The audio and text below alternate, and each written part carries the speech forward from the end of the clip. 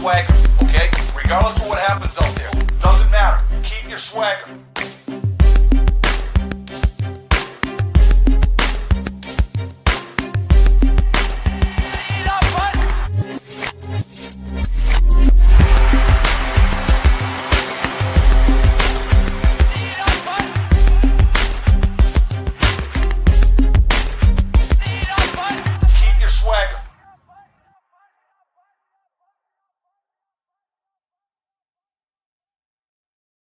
Hey, welcome into the 5-Hole Fantasy Hockey Podcast. I am Alan, your host, a Resistance, here with the Week 22 script, your preview of the week ahead, teams and streams targeting news and updates from around the league.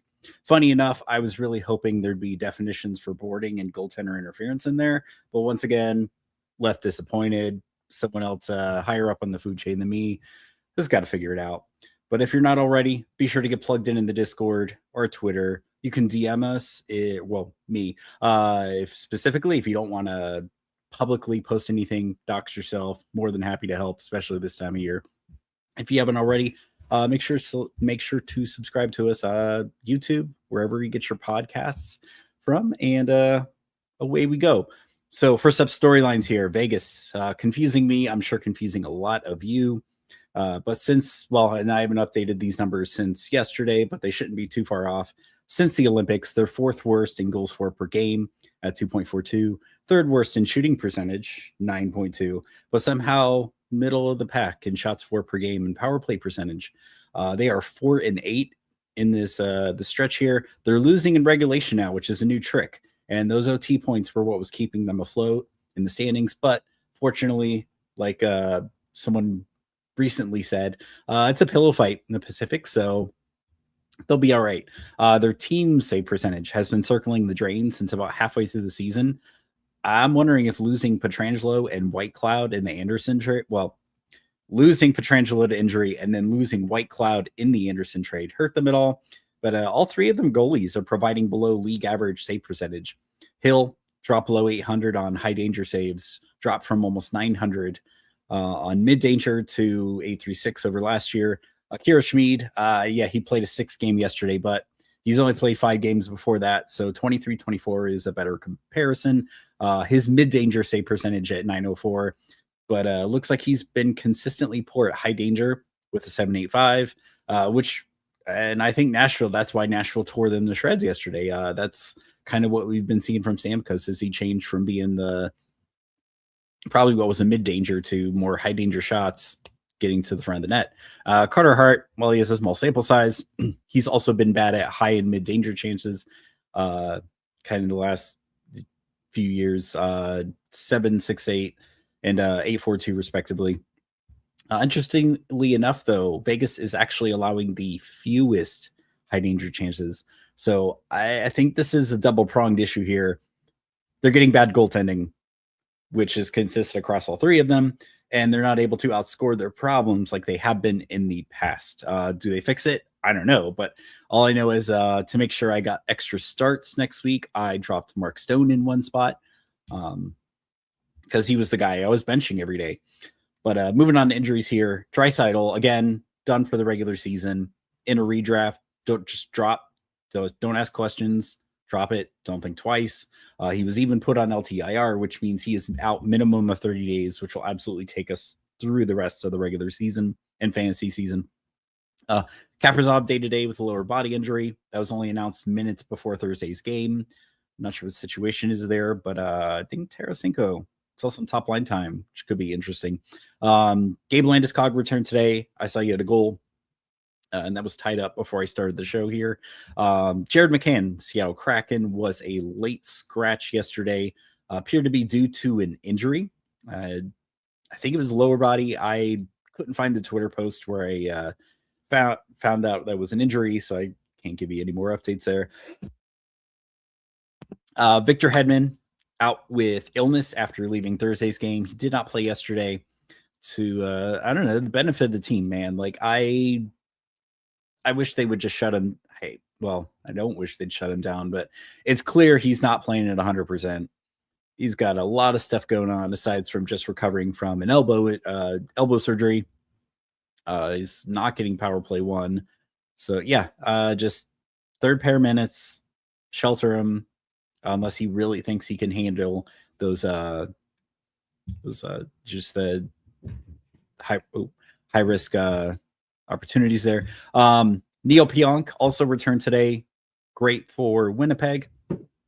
Obviously, he's really only fantasy relevant in like categories leagues or leagues where you have a lot of banger weight.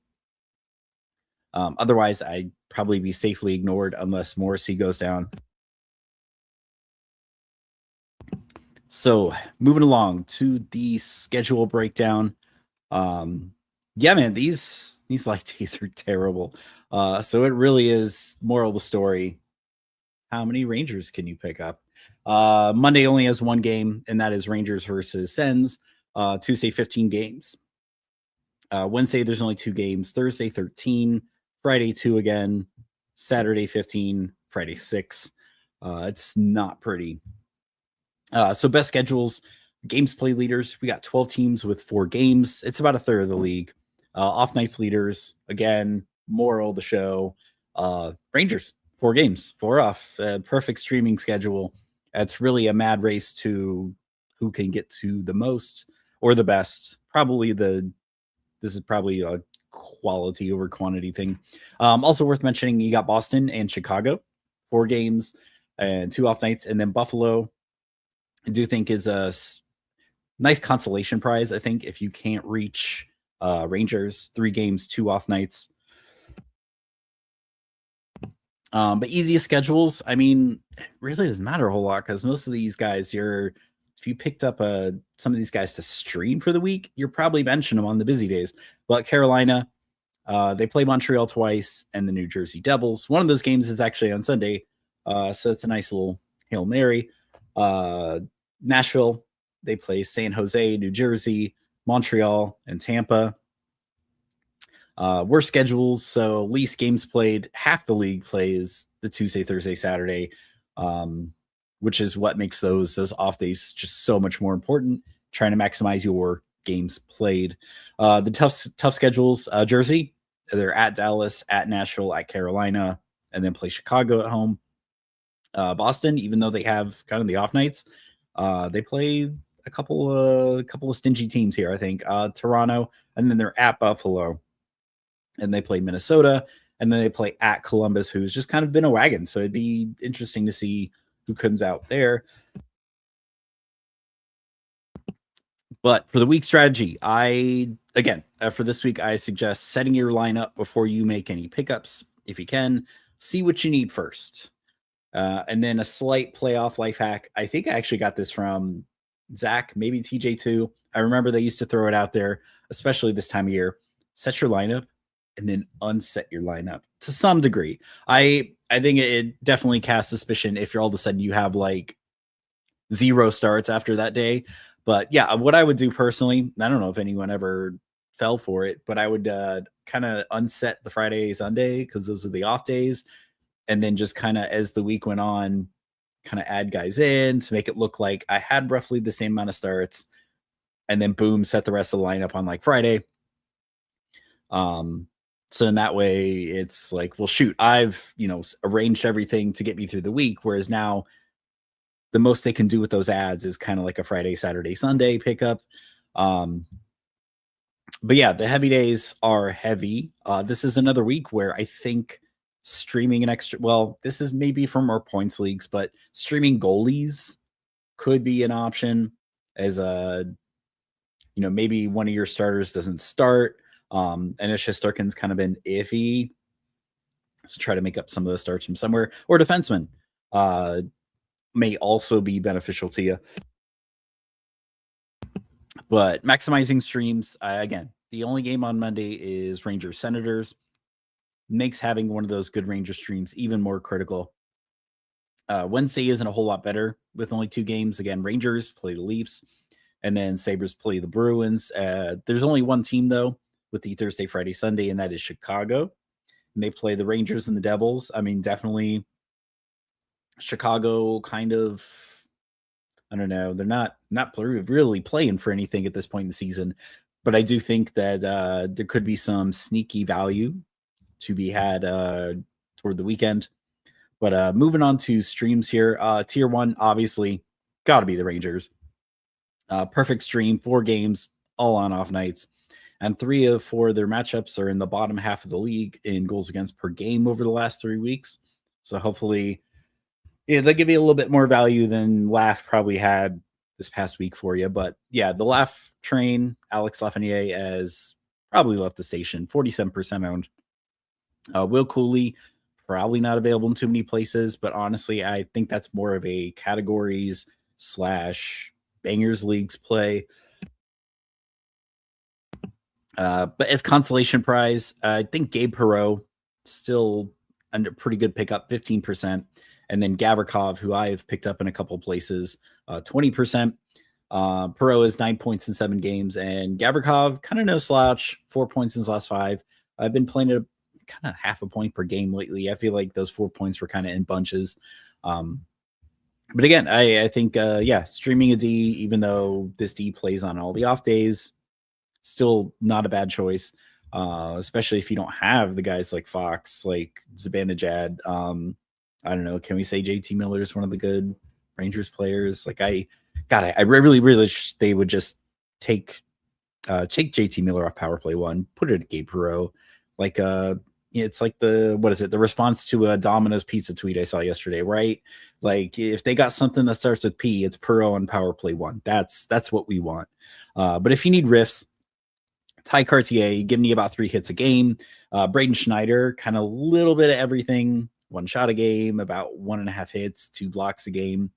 So yeah, this is a place to go to not only just cover categories, but points as well. I have Boston here in tier 1 too, more tier 1 as well. More of a schedule play. They're really not wowing in anything. They're bottom half in goals for per game, power play percentage, shooting percentage in the last 3 weeks. But Pavel Zacha seems to kind of be carrying the team on his back lately, 39% owned.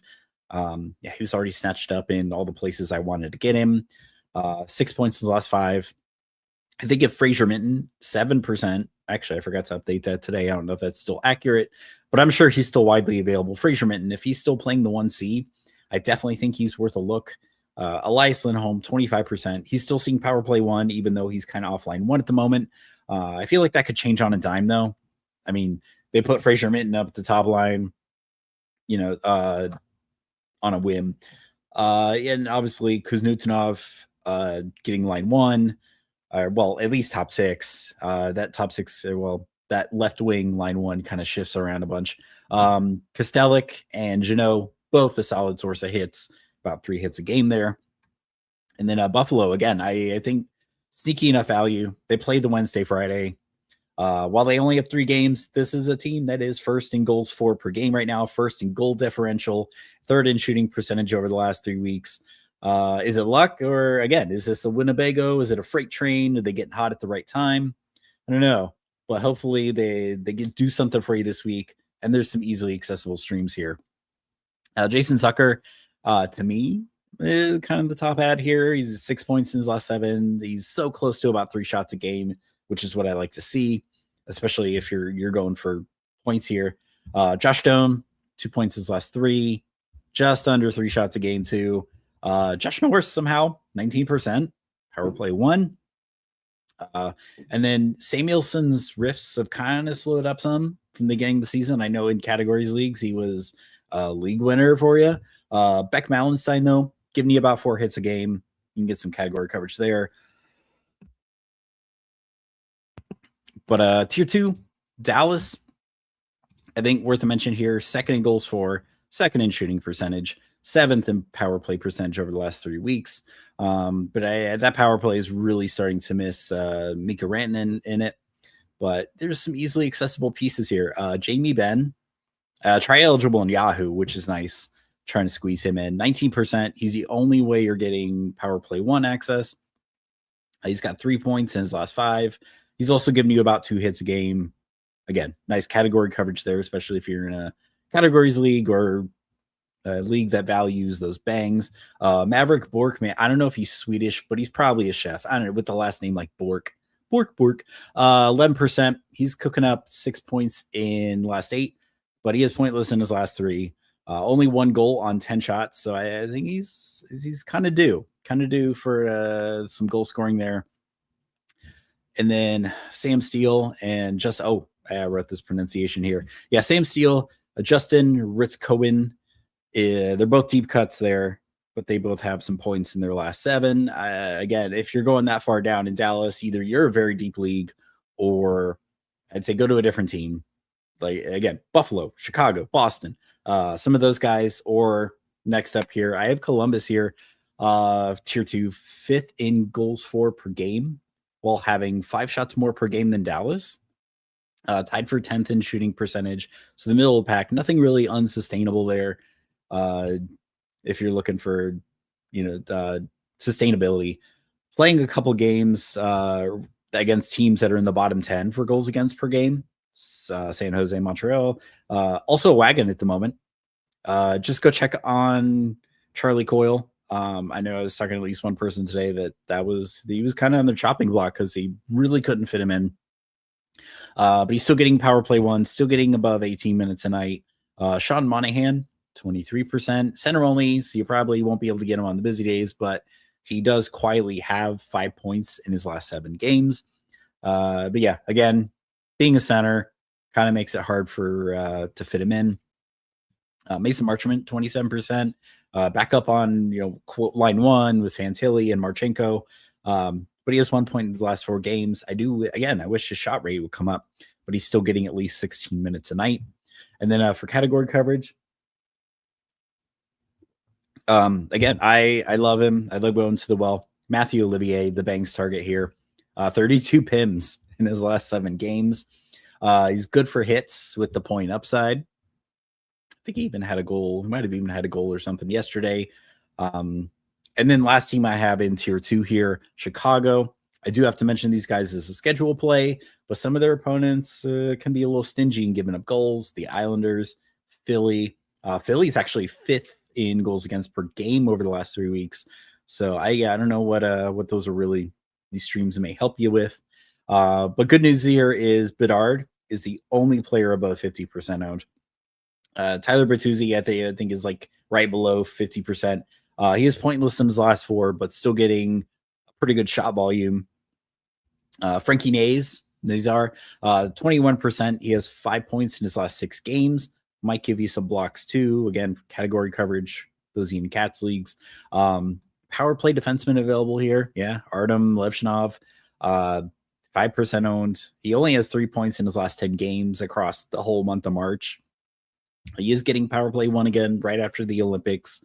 If he's not getting power play points, though, is giving you a little bit of category coverage, about 2 hits and a block per game.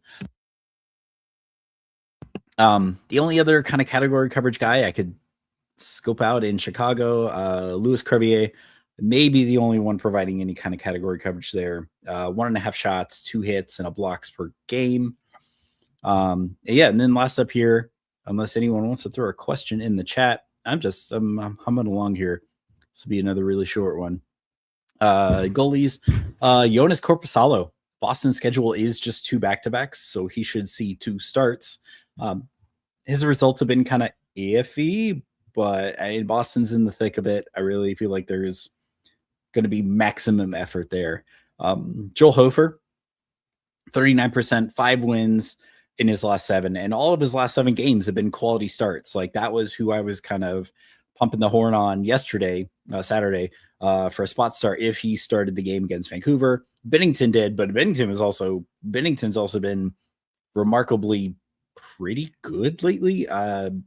He could also be a pickup, but I would go for Hofer first if both Blues goalies are available.